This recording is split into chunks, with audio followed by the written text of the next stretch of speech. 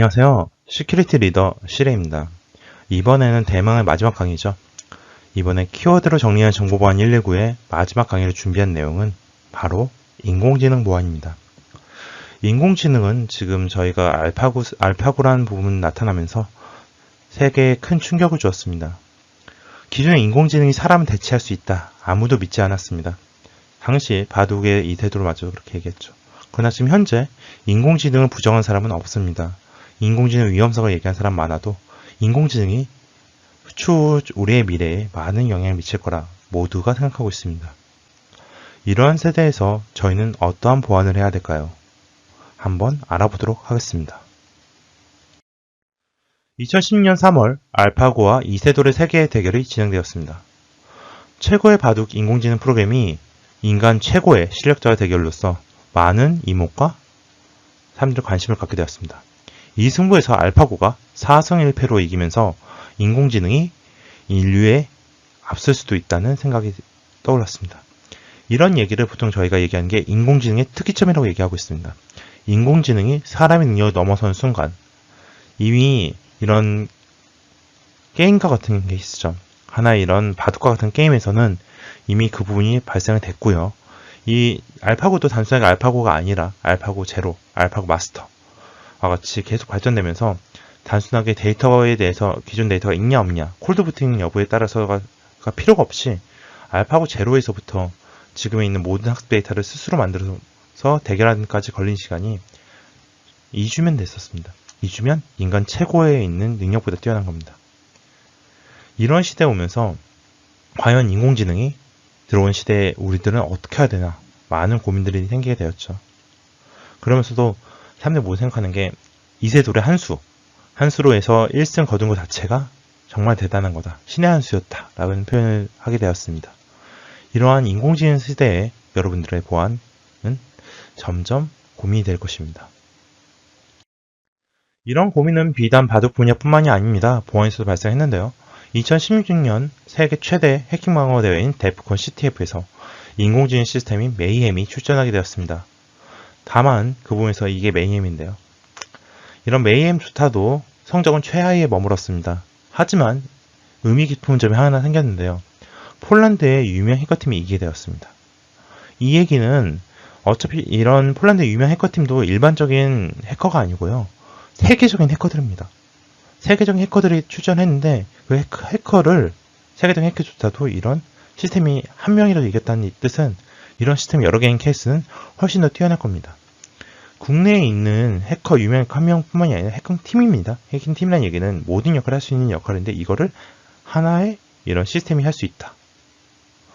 과연 미래의 모의해킹 산업에서 어떻게 발전이 될까요? 과연 내가 취약점 진단이나 모의해킹 했을 때 이 시스템보다 잘할 수 있을까요? 다시 한번 고민을 하게 되는 영역이죠. 과연 그럼 인간은 인공지능에 굴복하고 이런 보안에 대해서 내가 할 수 있는 영역이 줄어들게 될까요? 어떻게 생각하시나요? 이런 인공지능 세대가 들어오면서 보안의 역할도 바뀌었다고 생각을 하고 있습니다. 일단 공격자의 입장에서 인공지능에 대해서 말씀드리도록 하겠습니다.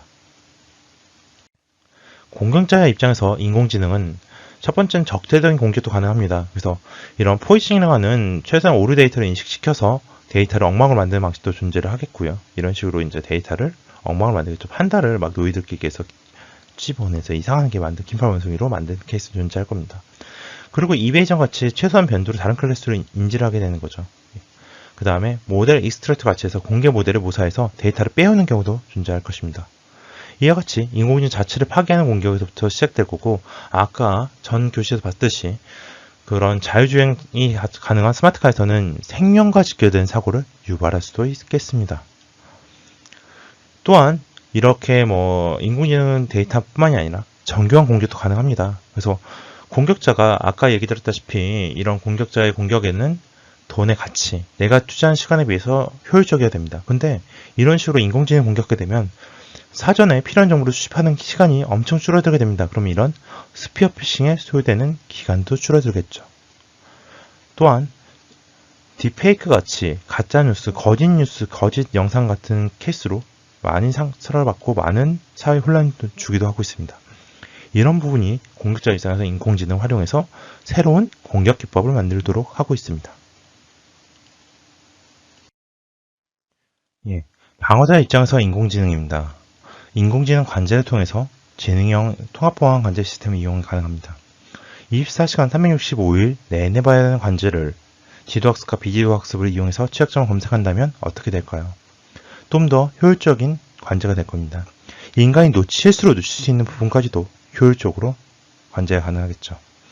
네트워크 침입담지조차도 정상 트래픽과 비정상 네트워크 패킷을 수집하고 이 패킷에 대해서 머신러닝 기술을 알고리즘 적용해서 NDR이라고 하죠, 요즘에. 네트워크 디텍션 앤 리스폰스 기술로 함께 대응할 수 있다면 좀 더 빠른 관제 및 대응이 되겠죠. 또한 이렇게 네트워크뿐만이 아니라 다양하게 위협 대응에도 사용되고 있습니다. 악성코드 위협 모델을 기반으로 하는 이상행위, 블랙리스트, IOC, 침해 지표죠. 다음 CNC 같은 정보를 활용해서 프로세스의 정상, 비정상 여부를 판단하는 엔드포인트, 디텍션 앤 레스폰스 같은 기술로 악성 코드를 분석하기도 합니다. 이런 기술들은 기존에 있던 백신 및 관제 기술에 대해서 훨씬 더 발전된 기술로서 사람이 할 수 없는 영역까지도 관리하고 있습니다. 그럼 이제 사람이 기존에 했던 영역보다 더 효율적이면서 방어적으로 이용할 수 있겠죠. 이렇게 보안은 단순하게 공격 도구로만 쓰지 않고 방어하는 보안 전문가 입장에서도 새로운 도구가 생깁니다. 나의 파트너가 생긴 거죠. 그래서 인공지능이 반드시 나쁘다라고 했을 때 저는 아니라고 생각합니다. 인공지능 또한 저희의 보안에 다른 면모를 다시 한번 나타날 수 있는 기회이기도 합니다. 그럼 이제 인공지능 보안에 대해서 퀴즈를 통해 자세히 알아보도록 하겠습니다. 인공지능과 같이 다양한 신기술 보안 영역에서 창과 방패를 쌓으면서 안전하게 보안을 지킬 수 있는 사람은 누굴까요? 이거는 앞에서 안 배웠다고요? 예, 한번 알아보도록 하겠습니다. 바로 보안 전문가 여러분들입니다. 이 책을 통해서 공부하신 분들에게는 보안 전문가는 아니더라도 보안 전문가가 가야 할 길을 좀이라도 설명드렸다면 다행이라고 생각하고 있습니다.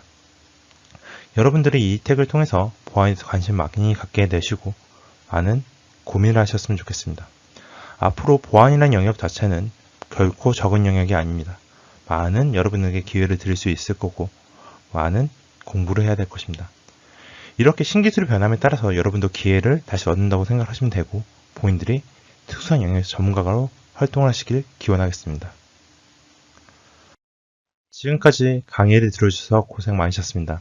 앞으로도 현업 필드에서 더 좋은 모습으로 같이 만나 뵙길 기원하겠습니다. 진심으로 감사합니다. 고생하셨습니다.